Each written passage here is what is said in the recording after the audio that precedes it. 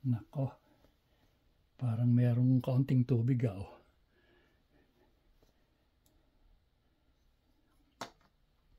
Yan oh, nakikita nyo. Parang sana naman eh.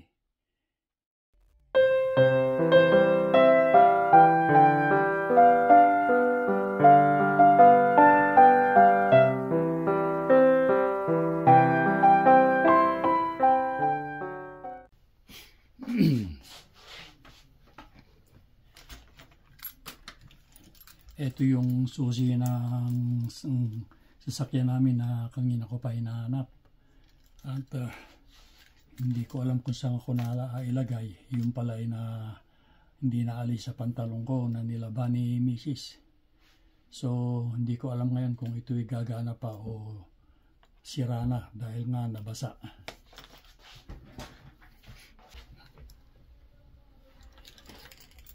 So ito ngayon eh kailangan kong buksan para masiguro ko na hindi nabasa o hindi pinasok ng tubig yung loob ng susi. Ayun.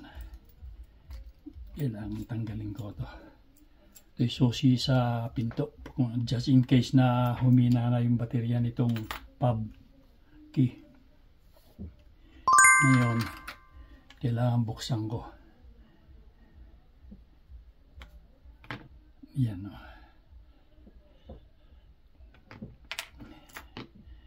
Ito yung battery.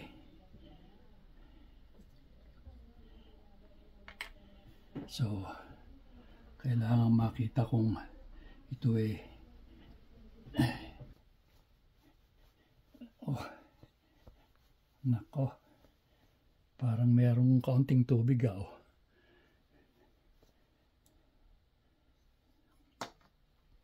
Yan o, nakikita nyo. Parang sana naman eh hindi inabot ko sa bagay, hindi naman napindot yung kuwan ito, kaya hindi yung mga itong mga buton. So baka hindi naman tumakbo ang kuryente sa loob.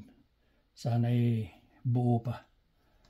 Pero sa ngayon eh kukunin ko muna ng hangin.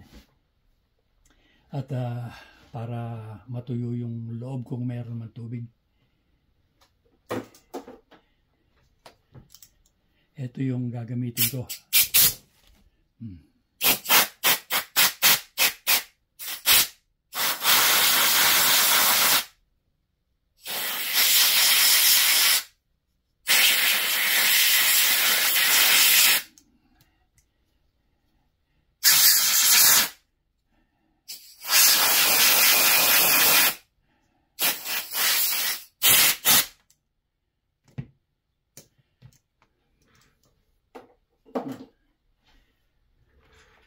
So, hahayaan ko muna ng mga matagal-tagal na nakabukas para kung sakali man eh meron pa eh matuyo.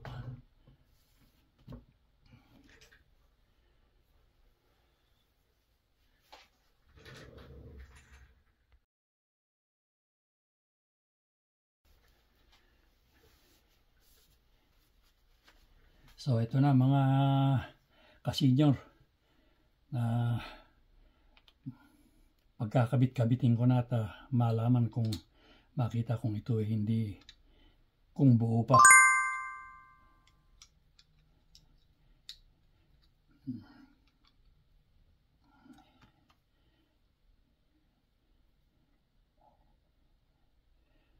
Yan. Ito eh sana ayun. Okay, ayan. Oh, kakabit ko na lang itong susi ng pinto.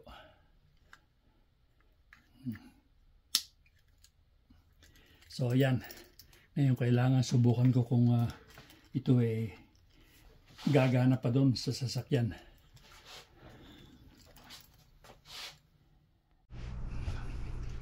So pupunta muna ako sa garahe mga kasenyor at susubukan ko yung susi na pinatuyo ko.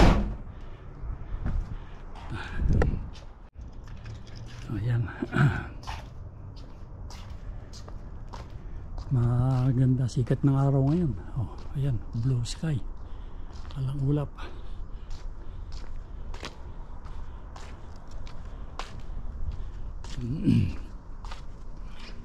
Sana naman hindi nasira itong aking susi.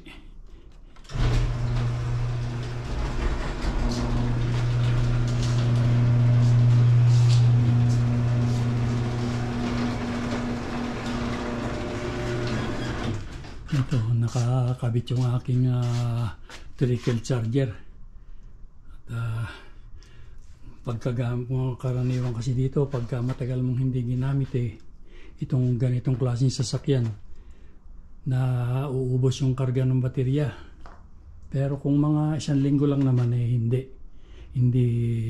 maapektuhan pa. Ngayon, eri na yung susi. Susubukan natin. Sana umubra. Tingnan ko nga. So, ayan.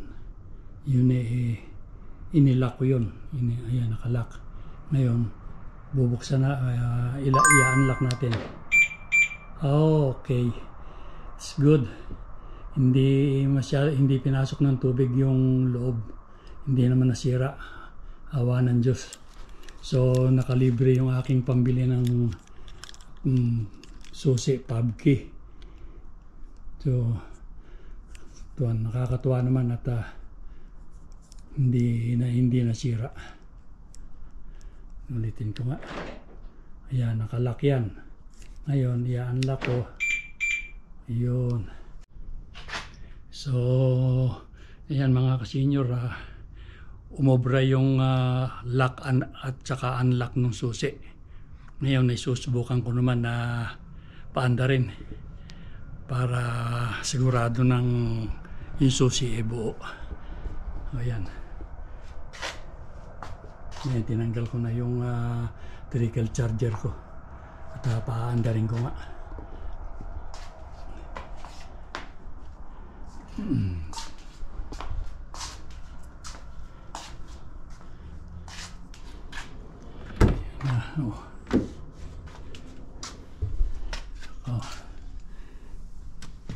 Sana naman buo pedo. Sa bagay, gumana naman yung on and off yung lock, unlock nung susi. So, tingnan natin kung i-start. Ayan.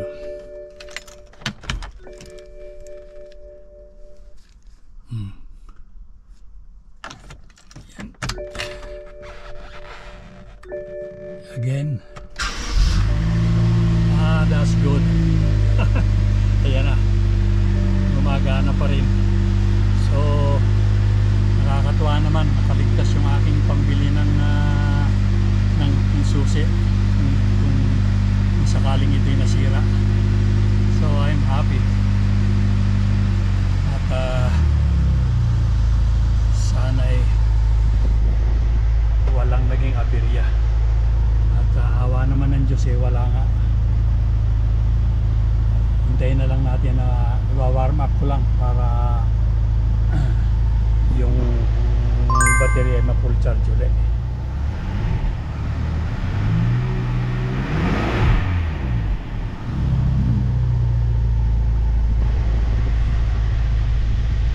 Kasi mahal talaga yung susi na ito